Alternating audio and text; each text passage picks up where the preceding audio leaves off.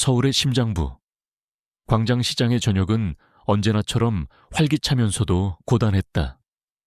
수많은 좌판들이 하루의 장사를 마치고 철수 준비를 하는 동안 짭조름한 빈대떡 기름 냄새와 매콤한 떡볶이 양념, 그리고 신선한 채소의 흙내음이 뒤섞여 공간을 가득 메웠다.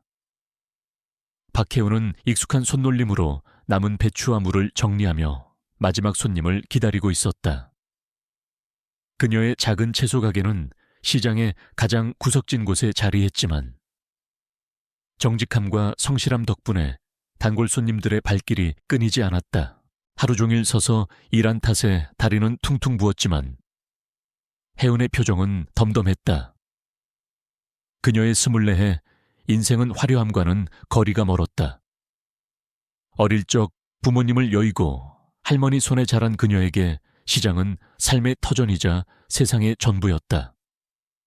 거친 시장 상인들 사이에서 살아남기 위해 그녀는 나이보다 훨씬 더 강인하고 신중한 성격을 갖게 되었다. 그녀의 가느다란 손목과 대조되는 굳은 살 박힌 손가락이 그 세월을 묵묵히 증명하고 있었다. 그때였다. 하늘이 갑자기 어두워지더니 약속이라도 한 듯 굵은 빗방울이 후드득 떨어지기 시작했다. 시장의 소음은 순식간에 빗소리에 잠식되었고 사람들은 서둘러 천막 아래로 몸을 피하거나 비닐을 덮어 상품을 보호했다. 혜운 역시 재빨리 남은 채소 위로 방수포를 덮었다. 이제 정말 집으로 돌아가야 할 시간이었다. 그녀는 돈통을 챙겨 앞치마 주머니 깊숙이 넣고 좌판에 작은 전등을 껐다. 어두컴컴한 시장 골목을 빠져나와 집으로 향하는 좁은 길로 접어들었을 때 혜우는 불길한 소리를 들었다. 둔탁한 마찰음과 함께 누군가의 거친 숨소리가 빗소리를 뚫고 희미하게 들려왔다.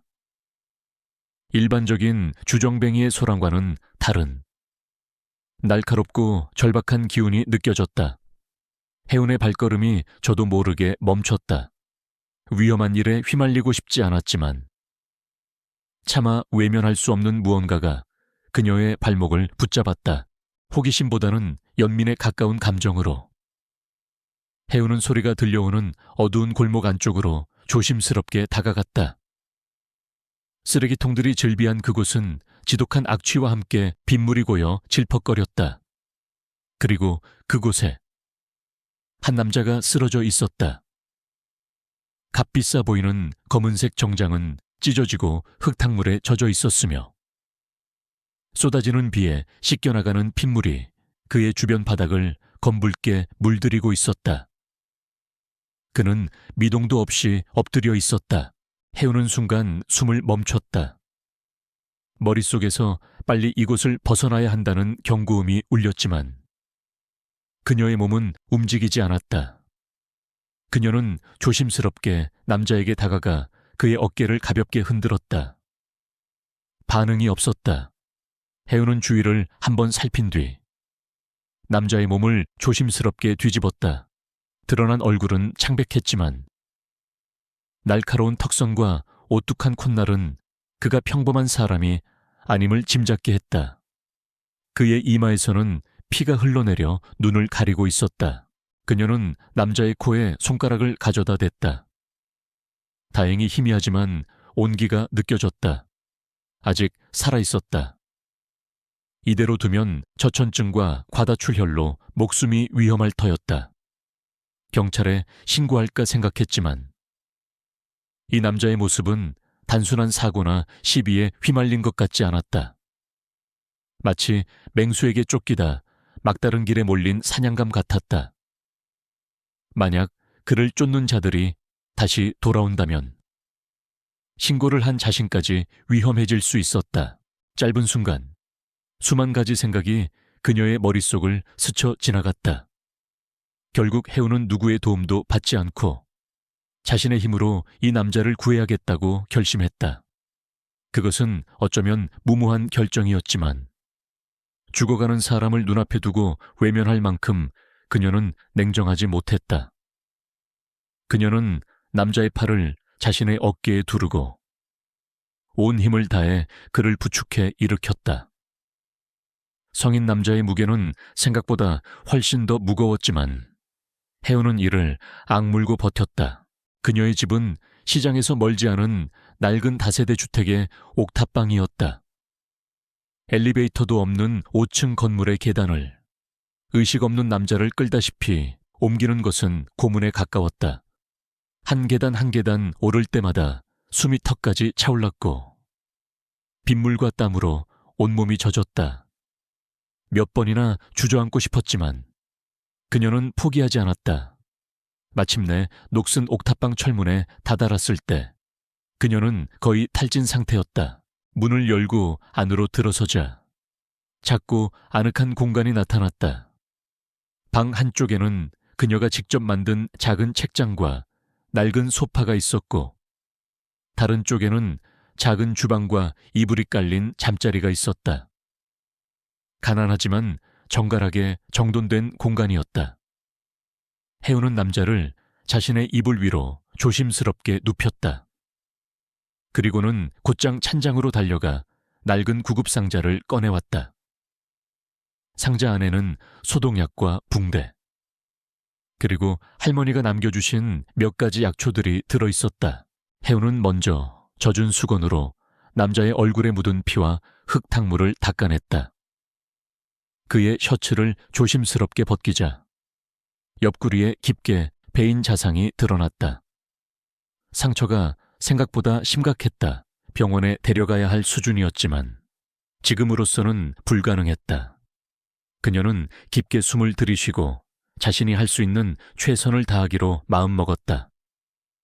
먼저 깨끗한 물로 상처 주위를 씻어내고 소독약으로 조심스럽게 소독했다. 남자는 고통스러운지 미간을 찌푸리며 얕은 신음을 뱉었다.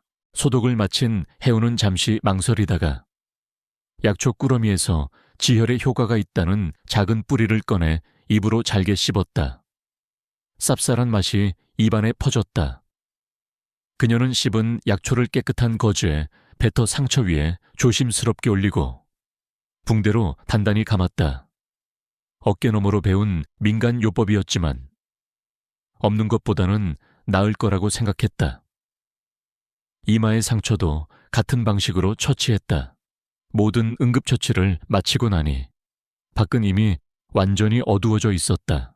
해우는 남자의 젖은 옷을 벗기고 자신의 옷장에서 가장 큰 티셔츠와 바지를 꺼내 힘겹게 입혔다. 그리고 젖은 이불 대신 마른 담요를 꺼내 그의 몸 위로 덮어주었다. 남자의 호흡은 여전히 가빴지만 아까보다는 한결 안정되어 보였다. 해우는 그제야 바닥에 주저앉아 가쁜 숨을 몰아쉬었다. 온몸에 힘이 쭉 빠져나가는 기분이었다. 그녀는 멍하니 낯선 남자의 얼굴을 내려다보았다. 창백한 얼굴 위로 속눈썹이 짙은 그림자를 만들고 있었다. 굳게 닫힌 입술과 날렵한 콧날은 그의 강인한 의지를 보여주는 듯 했다. 이런 남자가 어쩌다 이런 꼴이 되었을까? 그리고 자신은 어쩌다 이런 위험한 일에 휘말리게 된 것일까? 후회가 밀려왔지만 이미 엎질러진 물이었다. 그녀는 이 남자가 누구인지, 어떤 삶을 살아왔는지 전혀 알지 못했다. 하지만 지금 이 순간 그는 그저 그녀의 작은 방에서 목숨을 부지하고 있는 한 명의 인간일 뿐이었다. 밤이 깊어질수록 빗줄기는 더욱 거세졌다. 해우는 낡은 소파에 몸을 웅크리고 잠을 청하려 했지만 낯선 남자와 한 공간에 있다는 긴장감과 불안감 때문에 잠이 오지 않았다. 그녀는 혹시나 남자의 상태가 나빠지지는 않을까, 혹은 그를 쫓던 자들이 여기까지 찾아오지는 않을까 하는 생각에 밤새 뒤척였다. 창문을 두드리는 빗소리가 마치 누군가의 발소리처럼 들려 그녀를 몇 번이나 놀라게 했다. 시간이 얼마나 흘렀을까? 남자가 다시 신음소리를 내며 몸을 뒤척였다. 해우는 벌떡 일어나 그에게 다가갔다. 그의 이마에 손을 대보니 불덩이처럼 뜨거웠다. 상처에 염증이 생긴 모양이었다. 해우는 급히 물수건을 적셔와 그의 이마와 목을 닦아주기 시작했다. 해열제라도 있었으면 좋으련만 그녀의 구급상제는 그런 것이 없었다.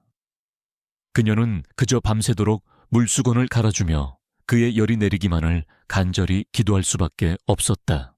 동이 트기 시작할 무렵 남자의 열은 기적처럼 조금씩 내리기 시작했다. 거칠던 숨소리도 한결 부드러워졌다.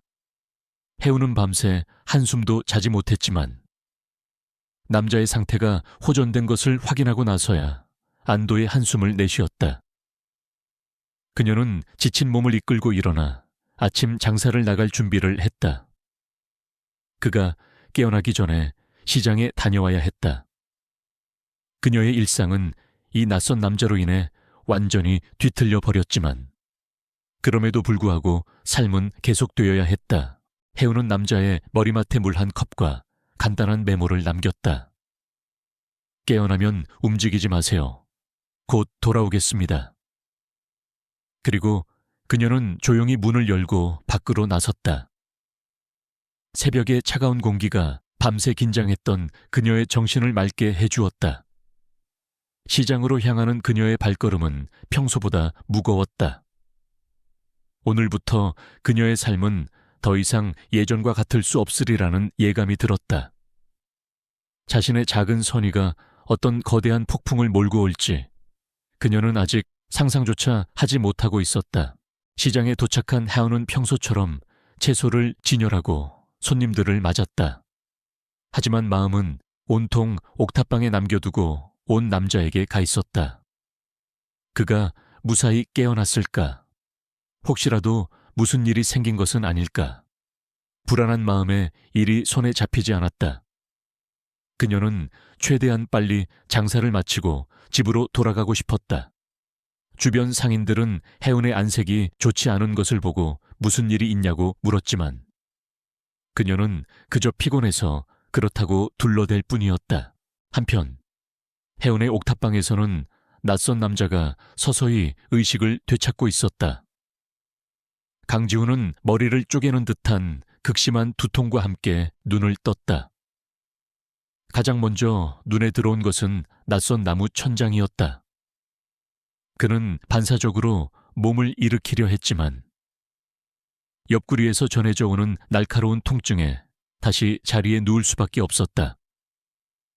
자신의 몸이 붕대로 감겨 있고 익숙한 명품 정장이 아닌 헐렁한 티셔츠를 입고 있다는 사실을 깨달았다.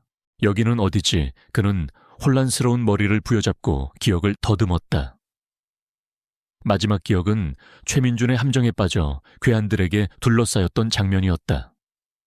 필사적으로 도망쳤지만 결국 막다른 골목에서 정신을 잃었다. 그렇다면 누군가 자신을 구해준 것이었다.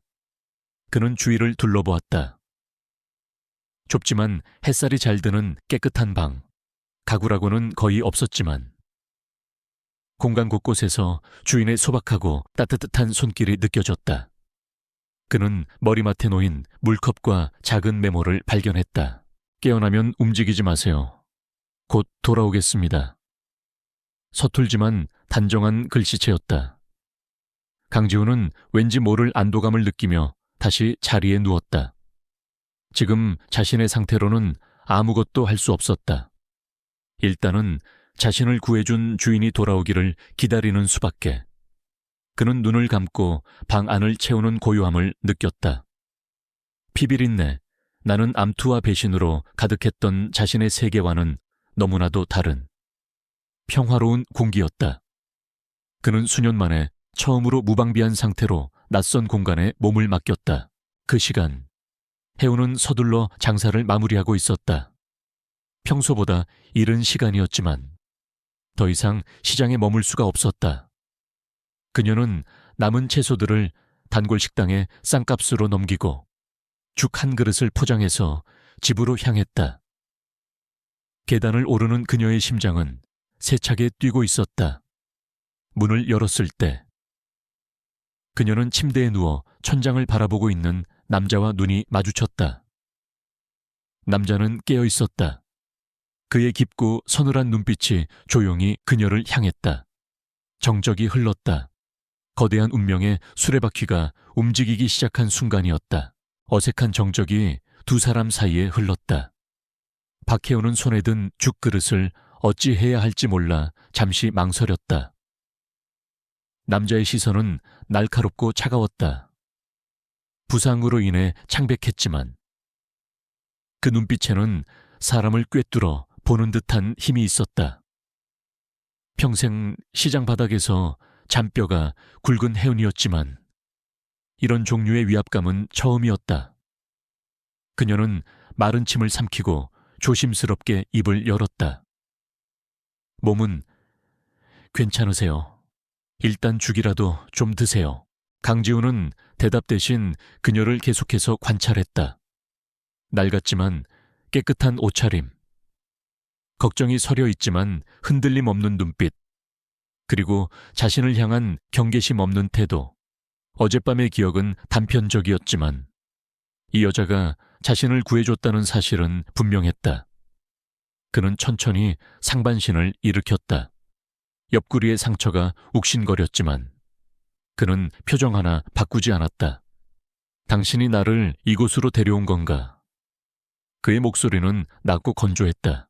혜우는 고개를 끄덕였다. 골목에 쓰러져 계셨어요. 비를 너무 많이 맞아서 일단은 피하는 게 좋겠다고 생각했어요. 그녀는 죽그릇을 그의 옆 작은 상 위에 내려놓았다. 전문적인 치료를 한 건 아니에요. 그냥 제가 아는 한도 내에서 응급처치만 했을 뿐이에요. 병원에 가보셔야 해요. 그녀의 말에는 어떤 의도나 계산도 담겨 있지 않았다. 그저 순수한 걱정이었다. 지우는 잠시 그녀가 내려놓은 죽을 바라보았다. 그의 인생에서 낯선 사람이 건네는 음식을 의심 없이 받아본 적은 손에 꼽을 정도였다. 언제나 독살의 위협에 노출되어 있었기 때문이다. 하지만 이상하게도 이 여자가 주는 음식에서는 그런 위험한 기운이 느껴지지 않았다. 그는 잠시 망설이다가 수저를 들었다. 따뜻한 온기가 속으로 퍼지자 밤새 긴장했던 몸이 조금 풀리는 듯했다. 혜우는 그가 죽을 먹는 동안 조용히 한쪽 구석에 서서 기다렸다. 남자는 누구이며 왜 그런 꼴로 길에 쓰러져 있었는지 궁금했지만 섣불리 물어볼 수는 없었다. 그가 뿜어내는 분위기는 평범한 사람과는 명백히 달랐고 함부로 그의 사적인 영역을 침범해서는 안 될 것 같은 느낌을 주었다. 그녀는 그저 그가 식사를 마치고 자신의 발로 이곳을 떠나주기만을 바랄 뿐이었다. 바로 그때 옥탑방의 낡은 철문이 거칠게 두드려졌다. 쾅쾅쾅. 혜우는 깜짝 놀라 현관 쪽을 바라보았다. 심장이 철렁 내려앉았다. 혹시 어젯밤 그를 쫓던 자들이 여기까지 찾아온 것일까? 그녀의 얼굴이 하얗게 질렸다. 그러나 침대에 앉아있던 지훈의 표정은 놀라울 정도로 침착했다. 오히려 그는 모든 것을 예상했다는 듯한 눈치였다. 문을 열어줘도 좋다. 그가 나지막이 말했다. 혜운이 망설이는 사이 문 밖에서 다급한 목소리가 들려왔다. 회장님, 강지훈 회장님 안에 계십니까? 회장님이라는 단어에 혜운은 눈을 동그랗게 떴다. 그녀가 떨리는 손으로 문을 열자 잘 차려입은 중년 남성과 검은 정장 차림의 건장한 남자 여러 명이 방 안으로 쏟아져 들어왔다. 그들은 비좁은 옥탑방을 순식간에 가득 채웠고 혜운의 소박한 공간은 갑자기 이질적인 긴장감으로 휩싸였다. 회장님, 무사하셨군요. 김비서라고 불린 중년 남자는 지훈을 발견하고는 거의 울먹일 듯한 표정을 지었다. 그는 지훈의 상태를 살피며 안절부절 못했다. 지훈은 손을 들어 그를 제지했다. 호들갑 떨지 마. 김비서 보다시피 아직 살아있으니까. 그의 시선은 문 앞에 얼어붙은 듯 서 있는 혜운에게로 향했다. 검은 정장의 사내들과 김비서 역시 그제야 혜운의 존재를 인식하고 그녀를 쏘아보았다. 김비서는 경계심 가득한 눈으로 혜운을 위아래로 훑어보았다. 회장님, 이 아가씨는 누구입니까? 그의 목소리에는 의심이 가득했다. 지우는 아무렇지 않게 대답했다. 내 생명의 은인이다. 그 한마디에 김비서와 경호원들의 표정이 미묘하게 변했다. 경계심이 거두어지고 대신 놀라움과 당혹감이 그 자리를 채웠다. 그들은 감히 상상도 할 수 없었다.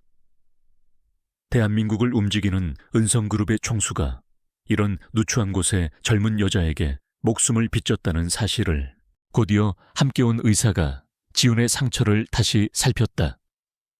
의사는 상처를 보더니 놀라움을 금치 못했다.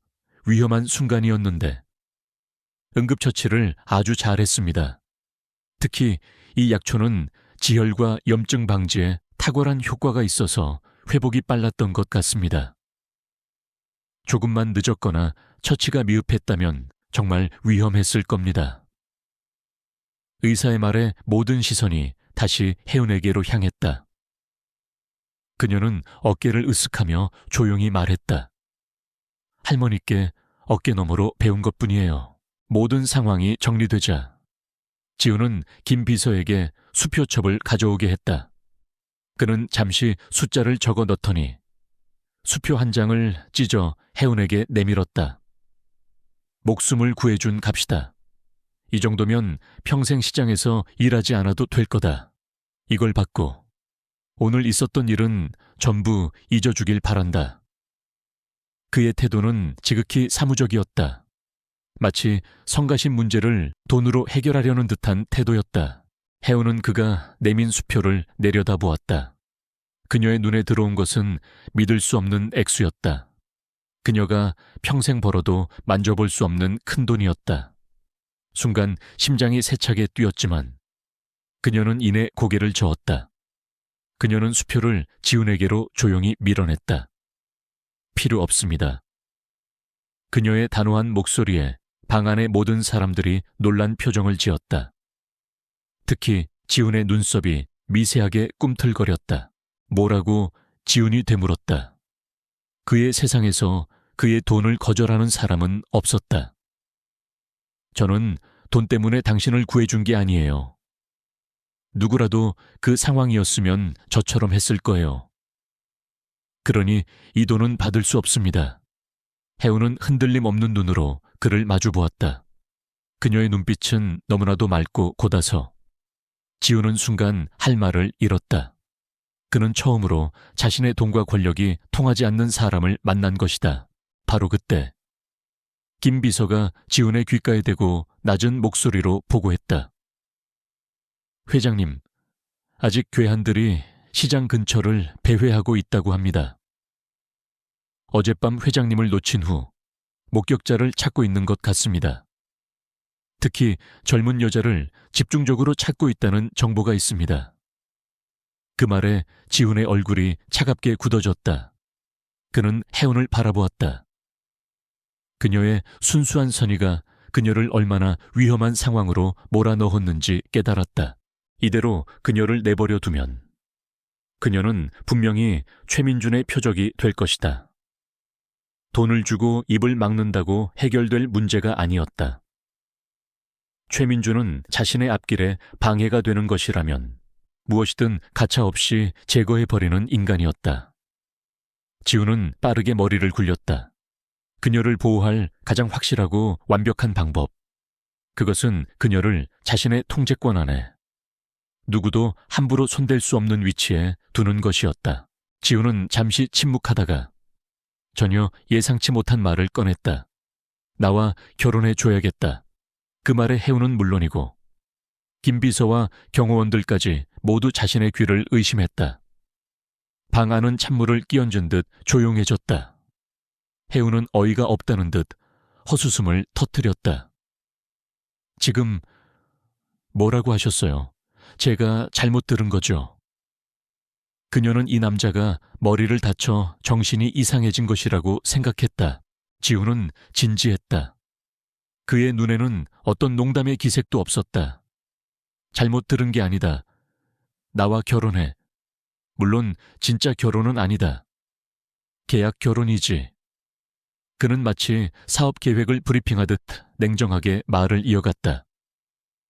너는 내 덕분에 목숨을 위협받게 됐다.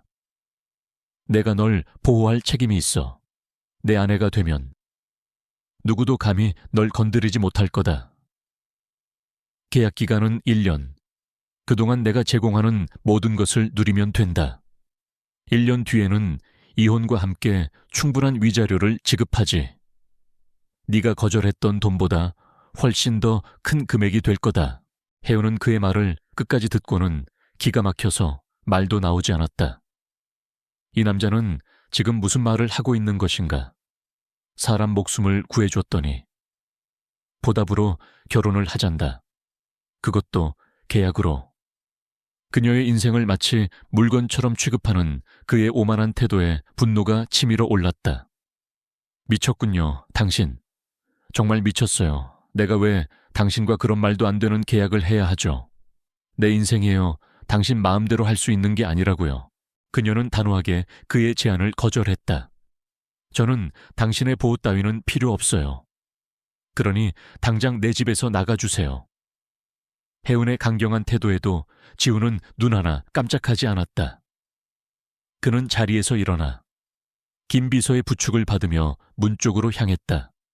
그는 문을 나서기 전 혜은을 돌아보며 마지막 말을 남겼다. 그들이 널 찾아올 거다. 네 평화로운 일상은 이미 어젯밤부로 끝났어. 죽음의 공포를 느끼게 되면 생각이 바뀔 거다. 지우는 김 비서의 주머니에서 명함 한 장을 꺼내 테이블 위에 놓았다. 마음이 바뀌면 이쪽으로 연락해. 그 말을 남기고 그와 그의 무리들은 썰물처럼 빠져나갔다. 순식간에 옥탑방에는 다시 혜운 혼자만 남았다. 방금 전까지 여러 사람으로 북적였던 공간은 거짓말처럼 고요해졌다. 그녀는 테이블 위에 놓인 명함을 멍하니 바라보았다. 은성그룹 회장 강지훈. 대한민국 사람이라면 누구나 아는 이름이었다. 그녀는 자신이 구해준 남자가 상상조차 할 수 없는 거물이었다는 사실을 이제야 실감했다. 그리고 그의 마지막 경고가 뇌리에서 떠나지 않았다. 그들이 널 찾아올 거다. 그녀의 심장이 불안하게 요동치기 시작했다. 강지훈과 그의 무리가 떠난 후 박혜우는 한동안 그 자리에 못 박힌 듯 서 있었다. 그의 마지막 경고가 마치 저주처럼 귓게 맴돌았다. 하지만 그녀는 이내 고개를 흔들며 불길한 생각들을 떨쳐내려 애썼다. 그저 자신을 굴복시키기 위한 협박일 뿐이라고. 이 작은 옥탑방과 시끄러운 시장에서의 삶이 변할 리 없다고 애써 스스로를 위로했다. 그녀는 테이블 위에 놓인 강지훈의 명함을 집어들어 망설임 없이 쓰레기통에 던져버렸다. 다음 날 혜우는 아무 일도 없었다는 듯 다시 시장으로 향했다. 익숙한 사람들의 목소리와 활기찬 분위기가 그녀의 불안한 마음을 조금은 진정시켜 주었다. 그녀는 어제의 일은 그저 하룻밤의 악몽이었을 뿐이라고 생각하며 다시 평범한 일상으로 돌아가기 위해 의식적으로 노력했다. 그러나 그녀가 애써 외면했던 현실은 생각보다 훨씬 더 빠르고 잔인하게 그녀의 삶을 옥죄어 오기 시작했다.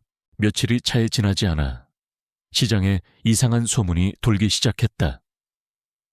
대기업인 은성그룹의 자회사에서 시장 부지를 포함한 이 일대 전체에 대한 재개발 계획을 발표했다는 것이다. 처음에는 다들 뜬 소문으로 치부했다. 하지만 곧 구청 직원들이 들이닥쳐 좌판의 규격을 문제 삼고 위생 상태를 핑계로 과도한 벌금을 부과하기 시작했다. 수십 년간 큰 문제 없이 장사를 해왔던 상인들은 갑작스러운 단속에 속수무책으로 당할 수밖에 없었다. 혜운의 단골 손님이었던 옆집 떡볶이 가게. 할머니는 평생 모은 돈을 벌금으로 내고는 가게 앞에서 망연자실한 표정으로 주저앉았다. 혜운에게 언제나 친손녀처럼 다정했던 과일 가게 아저씨는 대출금을 갚지 못할 처지에 놓였다며 밤새 술을 마시고 눈물을 흘렸다. 평화롭던 시장은 순식간에 상인들의 한숨과 절망으로 가득 찼다. 해우는 이 모든 일이 자신과 관련이 있을지도 모른다는 끔찍한 예감에 사로잡혔다. 그녀는 상인 대표들과 함께 구청에 찾아가 항의도 해보고 시위에 동참하기도 했다. 하지만 거대한 자본과 권력 앞에서 그들의 목소리는 너무나도 미약했다. 돌아오는 것은 법대로 처리하겠다는 차가운 대답뿐이었다. 해우는 무력감에 휩싸였다. 자신의 작은 선하행이 이웃들의 삶을 송두리째 흔들고 있다는 죄책감이 그녀의 어깨를 무겁게 짓눌렀다. 강지훈의 경고가 단순한 협박이 아니었음을 뼈저리게 깨달았다. 한편 은성그룹의 서늘한 회장실에서 최민주는 비서의 보고를 받으며 만족스러운 미소를 짓고 있었다. 시장의 상인들이 곧 백기를 들 모양입니다. 특히 박혜운이라는 계집의 주변부터 압박을 넣은 것이 효과적이었습니다. 최민주는 와인잔을 가볍게 흔들며 비릿하게 웃었다. 그는 애초에 강지훈을 제거하는데 실패한 것에 분노했지만 그를 구해준 미천한 계집 하나 처리하는 것은 식은 죽 먹기라고 생각했다.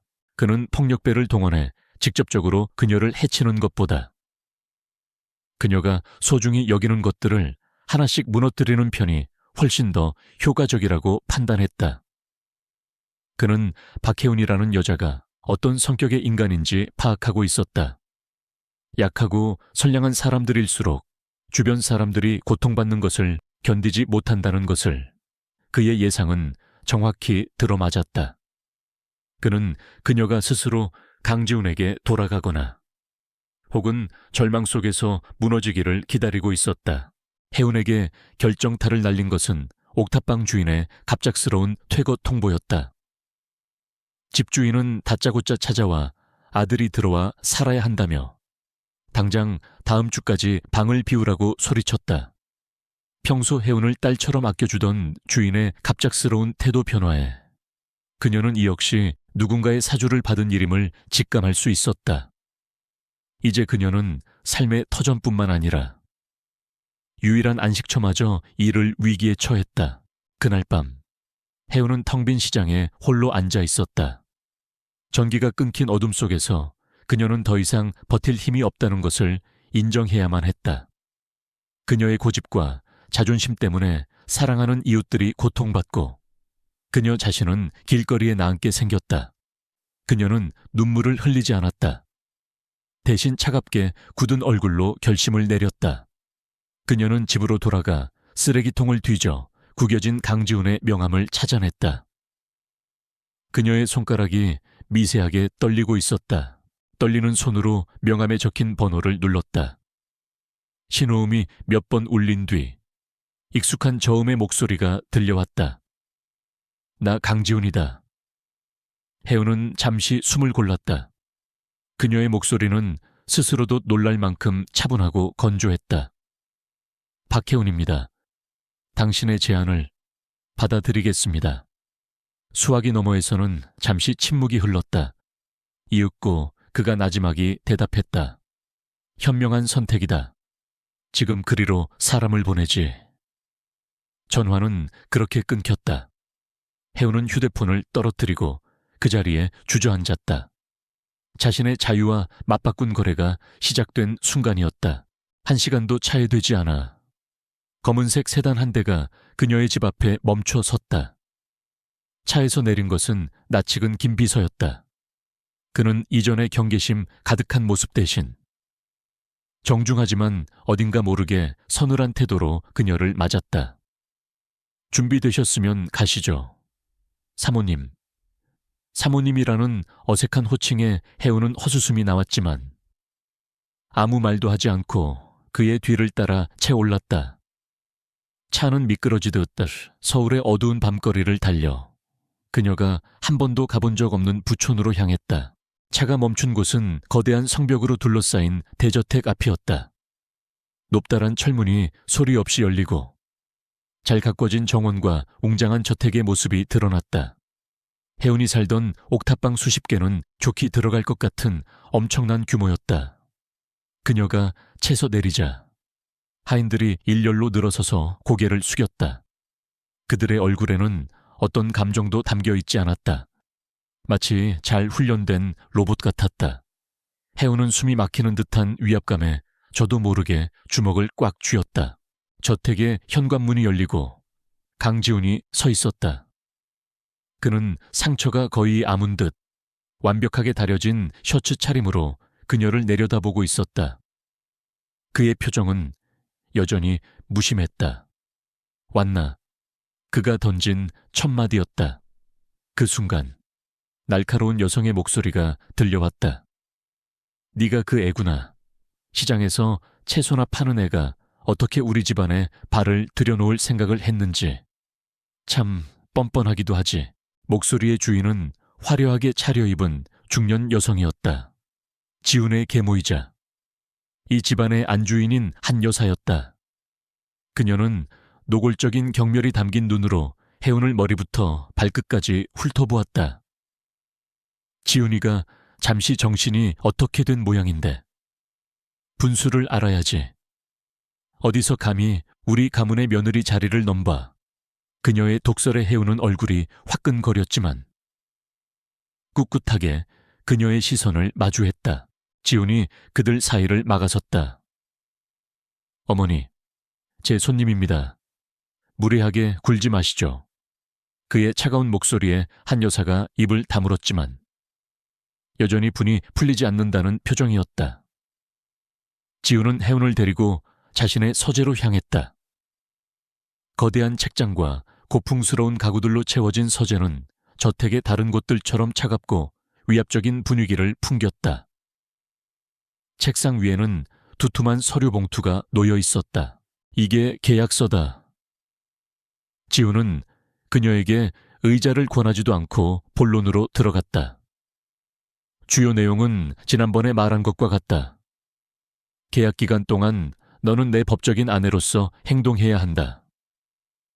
공식 석상에 동행하고 이 집안의 며느리 역할을 수행해야 한다. 그 대가로 시장의 재개발 계획은 백지화될 것이며 너와 내 주변 사람들의 안전은 내가 보장한다. 계약 내용을 외부에 발설할 시에는 모든 지원이 끊기고 엄청난 위약금을 물게 될 거다. 그는 감정 없는 목소리로 계약 내용을 설명했다. 혜운은 묵묵히 계약서를 읽어 내려갔다. 빼곡하게 적힌 법률 용어들은 그녀에게 너무나도 생소했지만 그 안에 담긴 냉혹한 거래의 본질을 이해하는 것은 어렵지 않았다. 그녀는 자신의 인생을 담보로 한 노예 계약서에 서명하고 있는 기분이었다. 그녀는 마지막 페이지에 자신의 이름을 적었다. 박혜운. 그녀의 글씨가 희미하게 떨렸다. 서명을 마친 그녀가 펜을 내려놓자 지훈은 만족스러운 표정으로 계약서를 집어들었다. 이제부터 너는 이 집에서 살게 될 거다. 김 비서가 내 방을 안내해 줄 거야. 필요한 것이 있으면 그에게 말하도록. 그는 그렇게 말하고는 다시 자신의 서류에 집중했다. 마치 그녀는 이제 더 이상 볼 일이 없는 물건이라도 되는 것처럼. 혜운은 그 자리에 잠시 서 있다가 조용히 서재를 나섰다. 금빛으로 화려하게 장식된 복도를 걸으며 그녀는 자신이 거대한 황금 세장에 갇힌 새가 되었음을 실감했다. 앞으로 펼쳐질 예측 불가능한 날들 속에서 과연 자신이 살아남을 수 있을지 그녀는 알 수 없었다. 강지훈의 저택에서의 삶은 마치 화려한 감옥과도 같았다. 박혜운은 잠에서 깨어날 때마다 자신의 옥탑방이 아닌 과도하게 넓고 호화로운 침실의 높은 천장을 마주해야 했다. 최고급 실크 잠옷과 부드러운 침구는 편안함 대신 이질감만을 안겨주었다. 그림자처럼 따라다니는 하인들은 그녀의 모든 필요를 채워주었지만 그들의 무표정한 얼굴과 기계적인 움직임은 그녀를 숨 막히게 했다. 그녀는 모든 것을 가졌지만 정작 가장 중요한 자유를 잃어버렸다. 식사 시간은 고역이었다. 길고 낯선 이름의 프랑스 요리들과 복잡한 테이블 매너는 시장 국밥 한 그릇의 따뜻함을 그리워하게 만들었다.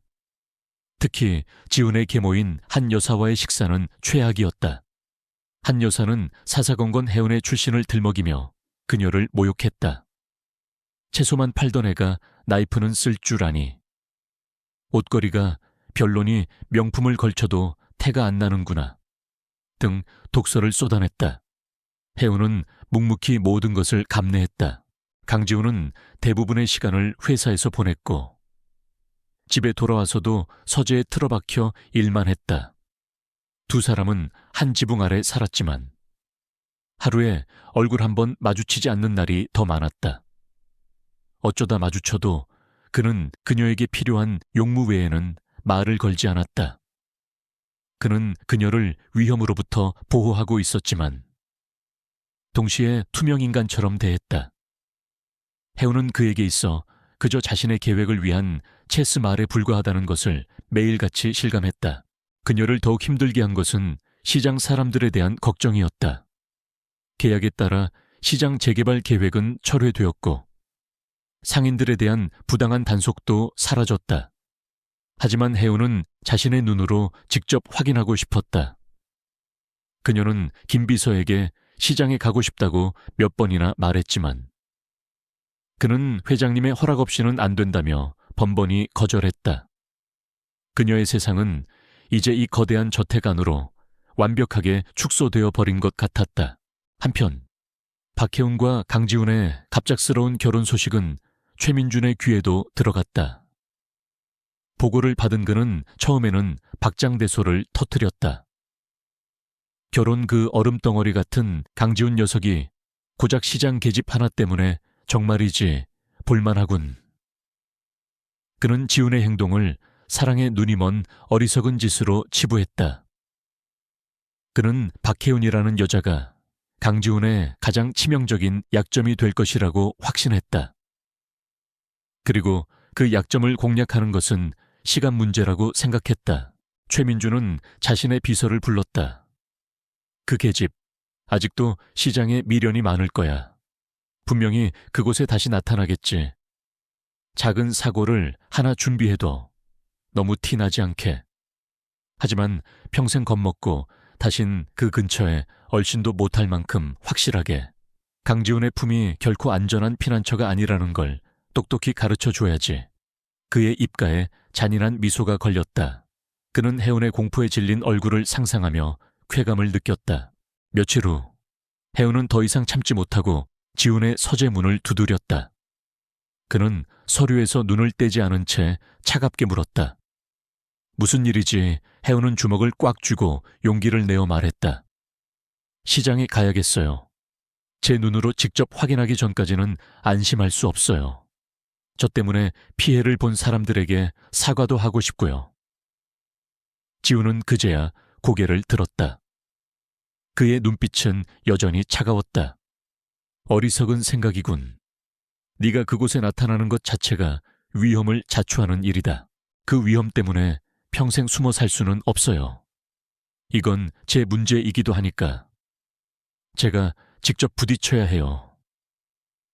해운의 단호한 태도에 지훈은 잠시 그녀를 응시했다. 그는 그녀의 눈에서 두려움이 아닌 꺾이지 않는 의지를 보았다. 그는 짧게 한숨을 내쉬었다. 좋다. 하지만 조건이 있다. 김 비서와 경호원들을 대동하고 절대 그들의 통제에서 벗어나지 마라. 그리고 무슨 일이 생겨도 내 탓을 해선 안 돼.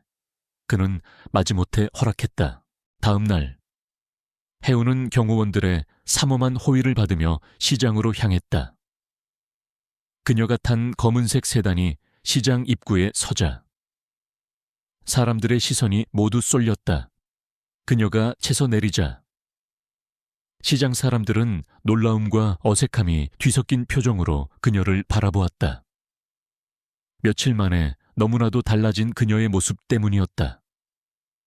낡은 작업복 대신 고급스러운 원피스를 입고 건장한 경호원들에게 둘러싸인 그녀는 더 이상 예전의 박혜운이 아니었다. 하지만 혜운은 사람들의 시선에 아랑곳하지 않고 자신과 가장 가까웠던 떡볶이 가게 할머니에게로 다가갔다. 할머니, 저 왔어요. 할머니는 처음에는 그녀를 알아보지 못하다가 이내 눈을 크게 뜨고 그녀의 손을 잡았다. 아가, 이게 어떻게 된 일이니? 며칠 사이에 무슨 일이 있었던 거야? 혜운은 할머니의 주름진 손을 잡고 그간의 일을 다 말할 수는 없었지만 진심을 다해 사과했다. 저 때문에 힘드셨죠? 정말 죄송해요. 그녀가 시장 사람들과 이야기를 나누며 잠시 경계가 허술해진 바로 그 순간이었다. 갑자기 근처 공사장에서 와르르 하는 굉음과 함께 위태롭게 쌓여있던 철제 파이프 더미가 그녀가 서 있던 방향으로 무너져 내리기 시작했다. 순식간의 일이었다. 사람들은 비명을 지르며 흩어졌고 시장은 아수라장이 되었다. 사모님, 경호원들이 소리치며 몸을 날려 혜운을 덮쳤다. 육중한 파이프들이 불과 몇 센티미터 차이로 그녀의 옆자리에 떨어지며 먼지를 일으켰다. 혜운은 경호원의 품에 안겨 바닥에 넘어진 채 눈앞에서 벌어진 상황을 믿을 수 없다는 듯 바라보았다. 심장이 미친 듯이 뛰었고 온몸의 피가 차갑게 식는 것 같았다. 조금만 늦었더라면 그녀는 저 파이프 더미에 깔려 형체도 없이 사라졌을 것이다. 이것은 단순한 사고가 아니었다. 명백한 경고였다. 경호원들은 즉시 혜운을 둘러싸고 현장을 빠져나갔다. 뒤에서는 사람들의 비명과 웅성거리는 소리가 멀어져 갔다. 차에 올라탄 혜운은 여전히 공포로 몸을 떨고 있었다. 저택으로 돌아오자 소식을 들은 강지훈이 현관 앞에서 그녀를 기다리고 있었다. 그의 얼굴은 분노로 굳어 있었다. 그는 혜운의 상태를 살필 겨를도 없이 김 비서에게 소리쳤다. 당장 현장 조사에 개미 새끼 한 마리까지 샅샅이 뒤져서 배우를 찾아내 김 비서와 보안팀이 총동원되어 조사를 시작했지만 결과는 허무했다. 공사 현장은 영세업체가 맡은 소규모 보수 공사였고 사고 직후 현장 인부들은 모두 자취를 감춘 뒤였다. 업체 사무실은 서류상으로만 존재하는 유령 회사였다. 경찰은 단순 안전 부주의로 인한 사고로 잠정 결론을 내렸다. 모든 증거들이 교묘하게 조작되어 배후를 추적할 어떠한 실마리도 남기지 않았다. 완벽하게 계획된 사고였다. 그날 밤 혜운은 자신의 방에서 멍하니 창밖을 바라보았다. 낮에 있었던 일이 악몽처럼 생생했다. 최민준의 소행이라는 것을 직감할 수 있었다. 그는 그녀를 죽이려던 것이 아니었다. 그녀에게 공포를 심어주고 강지훈의 곁이 결코 안전하지 않다는 것을, 그리고 그녀의 존재가 주변 사람들에게 재앙을 불러온다는 것을 깨닫게 하려던 것이다. 그는 그녀가 제 발로 도망치기를 바라고 있었다. 그때 방문이 열리고 강지훈이 들어왔다. 그의 얼굴에는 여전히 분노와 자책감이 뒤섞여 있었다. 그는 혜운의 앞에 서서 낮은 목소리로 말했다. 내가 경고했지. 위험할 거라고. 내 말을 듣지 않은 결과가 이거다. 그의 목소리에는 비난의 가시가 돋쳐 있었다. 혜운은 고개를 들어 그를 바라보았다. 그녀의 눈에는 두려움이 서려 있었지만 그보다 더 강한 무언가가 불타오르고 있었다. 그것은 분노이자 옥이었다. 당신 탓이 아니에요. 이건 나를 향한 공격이었고 동시에 당신을 향한 경고이기도 하겠죠. 그녀는 떨리는 목소리를 애써 가다듬으며 말했다. 그들이 나를 겁줘서 쫓아내고 싶어 한다는 건 잘 알겠어요. 하지만 나는 도망치지 않을 거예요. 여기서 도망치면 나는 평생 그들의 그림자 속에서 두려워하며 살아야겠죠. 나는 더 이상 그렇게 살고 싶지 않아요. 그녀의 말에 지우는 의외라는 듯 그녀를 바라보았다. 그는 그녀가 울며 떠나게 해달라고 애원할 것이라 예상했다. 해우는 자리에서 일어나 거울 앞에 섰다. 거울 속에는 값비싼 옷을 입었지만 겁에 질린 초라한 자신의 모습이 비치고 있었다. 그녀는 거울 속 자신을 똑바로 응시했다. 최민주는 그녀를 얕보고 있었다. 약하고 순진하고 쉽게 부서질 거라고. 하지만 그는 틀렸다. 시장 바닥의 거친 삶은 그녀에게 끈질긴 생명력을 가르쳐 주었다. 그녀는 더 이상 당하고만 있는 피해자가 되기를 거부하기로 결심했다. 이제 방역할 시간이었다. 박혜운의 단호한 선언에 강지훈은 잠시 말문이 막혔다. 그는 그녀의 눈에서 더 이상 두려움이나 체념을 찾아볼 수 없었다. 대신 그 자리에는 차갑게 타오르는 불꽃이 자리하고 있었다. 그것은 모든 것을 잃은 사람이 마지막으로 지켜내려는 무언가를 가졌을 때 보여주는 강인함이었다. 그는 자신이 이 여자를 완전히 잘못 판단했다는 것을 인정해야만 했다. 그녀는 보호받아야 할 연약한 피해자가 아니었다. 다음 날 아침, 지우는 김 비서와 보안팀장을 서재로 불렀다. 시장 사고에 대한 최종 보고를 받기 위해서였다. 해운 역시 그의 지시로 그 자리에 함께했다. 보안팀장은 준비해온 자료를 펼치며 어젯밤과 같은 결론을 반복했다. 모든 정황을 재검토했지만 배우를 특정할 만한 직접적인 증거는 발견하지 못했습니다. 너무나 교묘하게 사고로 위장되어 있어 추적이 불가능한 상황입니다. 그의 목소리에는 무력감이 묻어났다. 지우는 굳은 표정으로 보고를 들었다. 최첨단 장비와 최고의 인력으로 구성된 그의 보안팀이 속수무책이라는 사실에 화가 났다. 최민준의 수법이 그만큼 치밀하다는 증거이기도 했다. 그가 보안팀장을 돌려보내려던 순간 조용히 듣고만 있던 해운이 입을 열었다. 그게 전부는 아닐 거예요. 그녀의 나지막한 목소리에 서재 안에 모든 시선이 쏠렸다. 보안팀장은 어이없다는 듯 그녀를 쳐다보았다. 지우는 턱짓으로 그녀에게 계속 말해보라는 신호를 보냈다. 해운은 잠시 숨을 고른 뒤 천천히 입을 열었다. 그녀는 눈을 감고 어제의 상황을 머릿속에 다시 그려보았다. 사고 현장에 있던 인부들, 뭔가 이상했어요. 보통 공사장 인부들은 손에 굳은 살이 박여 있고 흙먼지가 끼어 있기 마련인데 제가 얼핏 본 한 명의 손은 너무 깨끗했어요. 마치 사무실에서 일하는 사람의 손처럼요. 보안팀장이 코웃음을 쳤다. 아가씨, 겨우 손 하나 본 걸로 뭘 알 수 있다는 겁니까? 하지만 지우는 그의 말을 손짓으로 막았다. 그는 해운의 눈을 진지하게 바라보며 경청하고 있었다.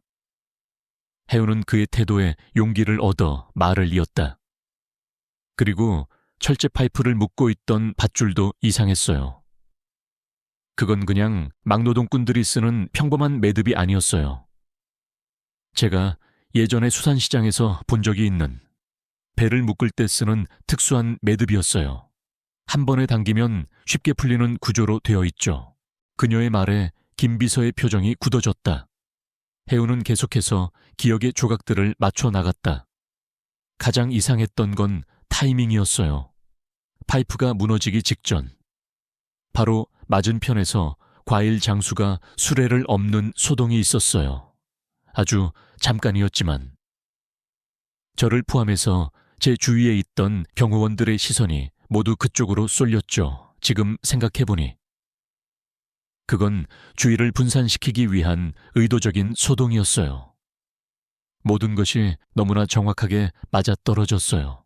해운의 분석이 끝나자 서재 안에는 무거운 침묵이 흘렀다. 보안팀장은 입을 다물지 못했다. 수십 년 경력의 전문가인 자신들이 놓친 것들을. 이 젊은 여자는 단지 현장에서의 짧은 경험과 관찰력만으로 정확히 짚어내고 있었다. 그녀가 제시한 것은 심증뿐이었지만 그 조각들이 모이자 사건의 전체적인 윤곽이 뚜렷하게 드러났다. 이것은 사고가 아니라 치밀하게 계획되고 정확하게 실행된 작전이었다. 지훈의 눈이 차갑게 빛났다. 그는 즉시 김 비서에게 새로운 지시를 내렸다. 유령 회사 따위는 잊어버려. 손이 깨끗한 가짜 인부들을 찾아 사고 직후 갑자기 사라진 일용직 노동자들을 전부 추적해. 그리고 김 비서 자네는 최민준 주변 인물 중에 수산업이나 해운업에 관련된 자가 있는지 샅샅이 뒤져봐. 마지막으로 그 과일 장수 반드시 찾아내. 그는 분명히 이 사건의 중요한 연결고리가 될 거다. 그의 목소리에는 이전과 다른 확신이 서려 있었다.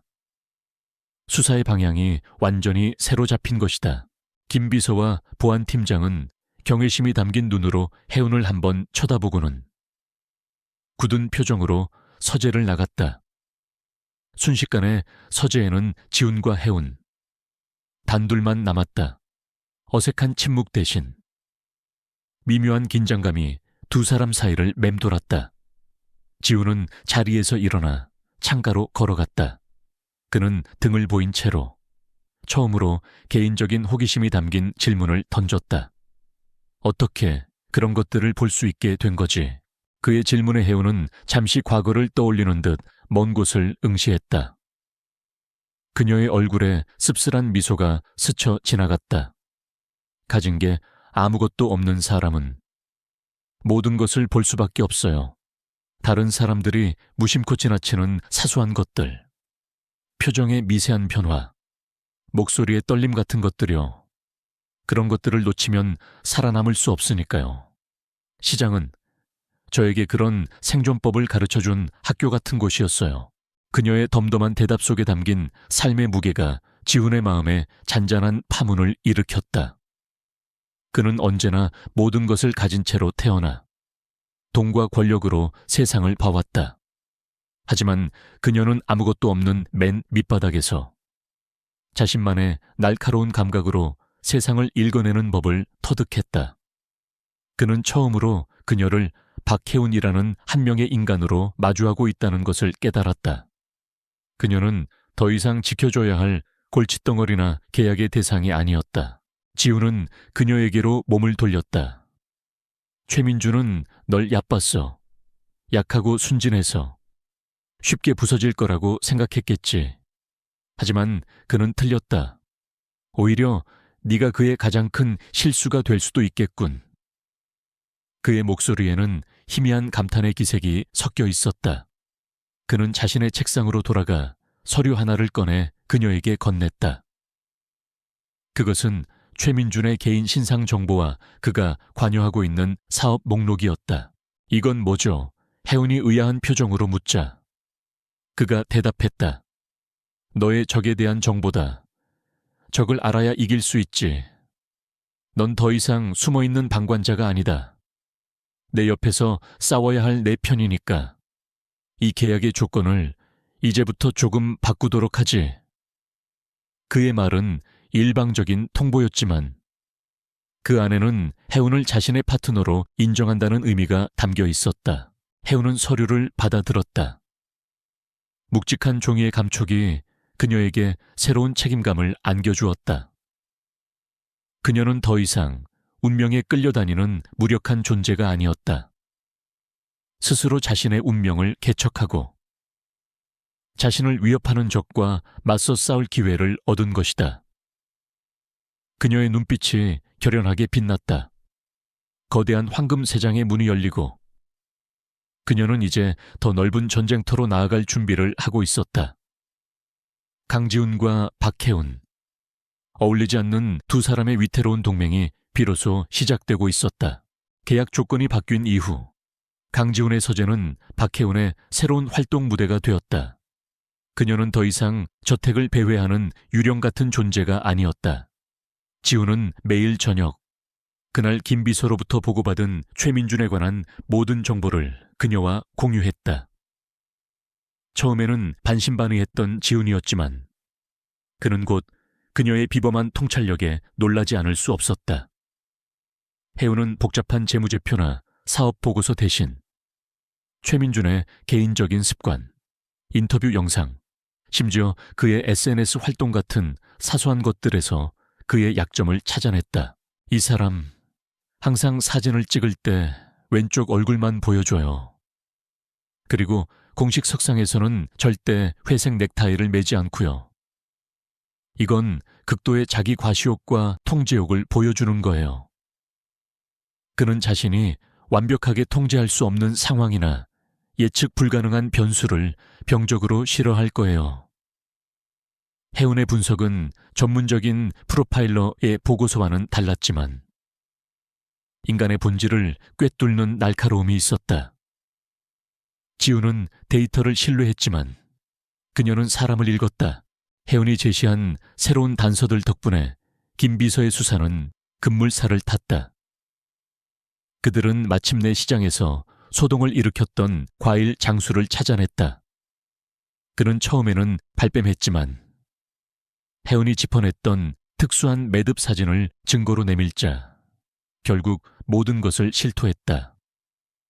낯선 남자에게 돈을 받고 정해진 시간에 수레를 엎으라는 지시를 받았다는 것이다. 또한 사고 현장에서 찍힌 CCTV를 정밀 분석한 결과 손이 유난히 깨끗했던 인부의 얼굴을 확보할 수 있었다.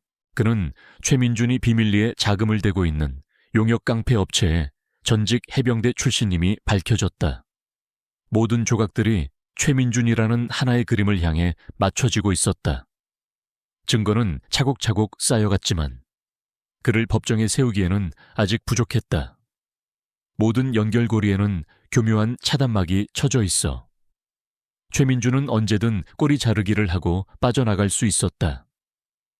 그들은 그의 범죄를 입증할 결정적인 한 방이 필요했다. 그러던 어느 늦은 밤, 두 사람은 여느 때처럼 서재에서 자료를 검토하고 있었다. 그때 지훈의 휴대폰이 울렸다. 그는 발신 번호를 확인하더니 미간을 찌푸리며 전화를 받았다. 전화기 너머에서는 그의 계모인 한 여사의 목소리가 들려왔다. 내일이 내 어머니 기일인 건 알고 있니? 올해도 바쁘다는 핑계로 찾아오지 않을 셈이야. 지훈은 아무 대답 없이 전화를 끊어버렸다. 그의 얼굴은 차갑게 굳어 있었고 서재 안에는 얼음 같은 정적이 흘렀다. 그의 평소와 다른 냉담함 속에서 해오는 깊은 슬픔과 분노를 읽었다. 그녀는 조용히 자리에서 일어나 주방으로 향했다. 잠시 후 그녀는 따뜻한 대추차 2잔을 들고 돌아왔다. 그녀는 말없이 그의 앞에 찻잔 하나를 내려놓았다. 지우는 그녀를 쳐다보았다. 그녀의 눈에는 동정이 아닌 조용한 이해심이 담겨 있었다. 그는 자신도 모르게 굳게 닫고 있던 마음의 문을 조금 열었다. 어머니는 교통사고로 돌아가셨다. 그가 낮은 목소리로 입을 열었다. 내가 15살 때였지. 모두가 단순 사고라고 했지만 난 알아. 그건 사고가 아니었어. 당시 아버지와 경영권을 다투던 작은아버지가 꾸민 짓이었지. 최민준의 아버지 말이다. 그의 목소리는 담담했지만 그 안에는 오랜 세월 삭혀온 슬픔과 복수심이 응축되어 있었다. 난 그날 이후로 다짐했다. 반드시 은성그룹을 내 손으로 지켜내서 어머니의 자리를 되찾겠다고. 그래서 내게 가족은 믿음의 대상이 아니라 경계의 대상일 뿐이다. 그의 고백에 해오는 자신의 과거가 겹쳐 보였다. 그녀는 조심스럽게 자신의 이야기를 꺼냈다. 저는 부모님 얼굴을 몰라요. 제가 갓난아기 때 두 분 모두 공사장 화재 사고로 돌아가셨다고 들었어요. 그 후로는 할머니와 단둘이 시장에서 살았죠. 할머니는 저를 지키기 위해 억척스럽게 사셨어요. 하지만 세상은 약한 사람들에게 친절하지 않더군요. 사기꾼들이 할머니의 전 재산을 노리기도 했고 돈을 빌려주지 않는다며 가게를 뒤엎는 건달들도 있었어요. 그녀는 찻잔을 감싸 쥔 채 말을 이었다. 그때 깨달았어요. 울고만 있어서는 아무것도 지킬 수 없다는 걸. 그래서 사람들의 눈빛을 읽는 법을, 거짓말을 간파하는 법을, 위험을 미리 감지하는 법을 스스로 터득해야만 했어요. 제가 아는 모든 것은 시장의 좌판에서 배운 생존 기술이에요. 그녀의 이야기는 지훈의 이야기처럼 거창하지는 않았지만 그 안에 담긴 상처의 깊이는 결코 얕지 않았다. 그날 밤 두 사람은 처음으로 서로의 상처를 공유했다. 전혀 다른 세상에서 살아왔지만 소중한 것을 잃고 그것을 지키기 위해 싸워야만 했던 두 사람의 삶은 닮아 있었다. 차가운 계약 관계로 시작되었던 그들의 사이에는 어느새 미묘한 유대감이 싹트고 있었다. 서로를 향한 경계심이 허물어진 자리에 연민과 이해가 조용히 스며들었다. 그들은 더 이상 고용주와 피고용인이 아니었다. 같은 적을 가진 동지이자 서로의 아픔을 알아주는 유일한 사람이 되어가고 있었다. 이러한 변화를 가장 먼저 눈치챈 것은 김비서였다. 그는 회장님의 얼굴에서 이전에는 볼 수 없었던 미세한 감정의 변화를 발견했다. 해운을 대하는 그의 태도는 한결 부드러워졌고 때로는 그녀의 엉뚱한 비유나 분석에 희미한 미소를 짓기도 했다. 식사 시간에는 더 이상 무거운 침묵 대신 최민준의 다음 행보에 대한 진지한 토론이 오고 갔다. 저택의 사용인들 역시 시장 출신 사모님을 무시하던 태도를 버리고 그녀를 진정한 안주인으로 대하기 시작했다. 물론 그들의 동맹은 여전히 위태로웠다. 두 사람은 서로에게 끌리는 감정을 애써 외면했다. 이것은 사랑이 아니라 공동의 목표를 위한 전략적 제휴일 뿐이라고 스스로에게 되뇌었다. 하지만 서재의 불빛 아래 나란히 앉아 밤늦도록 자료를 검토하는 두 사람의 모습은 누가 보아도 위태로운 연인처럼 보였다. 그들은 함께 최민준의 제국을 무너뜨릴 계획을 세우고 있었다. 그의 가장 큰 약점, 즉 그의 오만함과 조급함을 이용한 치명적인 덫을 놓을 준비를 하고 있었다. 어느덧 새벽이 가까워 오고 있었다. 창밖으로 희미한 여명이 비쳐들었다. 해우는 수많은 자료들 위에서 깜빡 잠이 들어 있었다. 지우는 자신의 재킷을 벗어 그녀의 어깨 위에 조용히 덮어주었다. 그는 잠든 그녀의 얼굴을 잠시 내려다보았다. 평온해 보이는 얼굴이었지만 그 안에 얼마나 많은 상처와 강인함이 숨겨져 있는지 그는 이제 알고 있었다.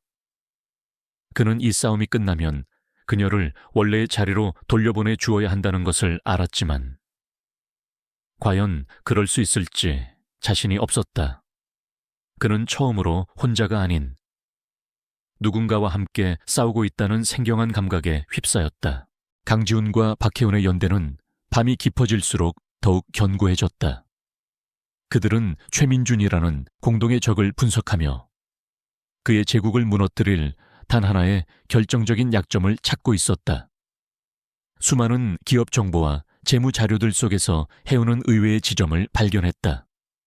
그것은 최민준이 그룹의 지원 없이 개인적인 명예를 걸고 무리하게 추진하고 있는 바이오 신약 개발 프로젝트였다.